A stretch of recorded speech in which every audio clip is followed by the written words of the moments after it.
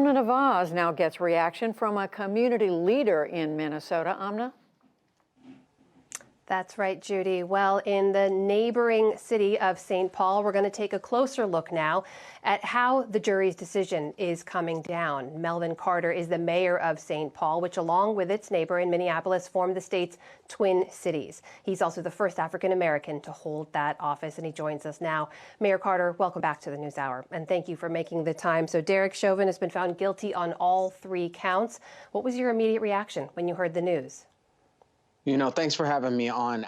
I was one of those people outside the Hennepin County Courthouse today as the verdict was read, and I was speechless. The crowd out there was, of course, waiting on pins and needles to try to see what the verdict would be. Someone shouted guilty and a sigh of relief. It was as though oxygen was provided to the room, to everybody in that space for the first time in quite a long time. We know that we have much more work to do. We have another trial here. We'll see a trial ultimately for Daunte Wright, and we have a lot of work to do in our legislative session as well. But today, this is an important milestone. Mayor, you and I spoke the day after George Floyd was killed, May 26th of 2020. And since then, the entire world has come to know his name. They have watched that video. There have been protests in his name around the world.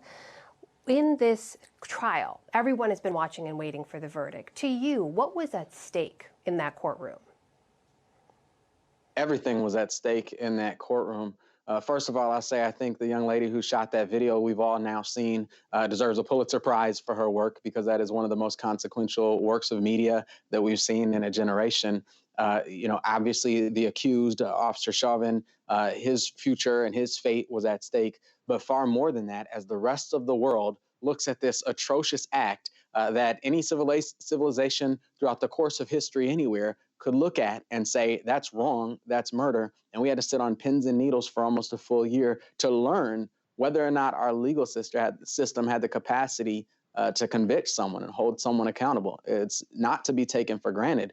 We saw Eric Garner, who was choked to death, who said, "I can't breathe" 11 times, and no one was held accountable for his killing. We've asked ourselves time and time again, how bad does it have to be? How brazen does it have to be? How well documented does it have to be for someone to be held accountable? We've established, I think, hopefully a baseline today. We have a lot of work to do to build on top of that baseline, but it gives us an opportunity to start looking up and moving toward a brighter day in our country. As you mentioned, there are other trials ahead as well. You and I last spoke a year ago, or rather last May, and you'd mentioned, of course, there were other officers there. And those 3 other officers who were on the scene will also face trials. We believe they're scheduled for August now. What do you believe this verdict holds for accountability in those cases? I don't know. Those officers, of course, have their day in court. They have their due process as well. What I shared with you then is what I continue to believe now, is that the fact that, every time something like this happens, somebody might want to say, well, this is a bad apple. This is one act of an individual person. But the fact that you had Officer Derek Chauvin, who the jury has now confirmed murdered George Floyd and has been convicted of that murder. And while he did it, there were 3 other officers guarding the scene, holding people back, helping hold George Floyd down. That speaks to a culture that we must address, that we must eradicate in our communities. This is about seeing justice in a courtroom. But as one of the young men who was speaking out at the rally today said, justice is living in a world where George Floyd was never murdered in the first place. So this is about seeing justice in the courtroom, but then it's also about seeing justice in our police practices. It's about seeing justice in our legislation. It's about seeing justice in case law. We have an enormous amount of work to do from there. And I'll tell you, in my mind, and certainly on the minds of the folks I saw outside at that rally today, our minds are all on all of that enormous body of work ahead.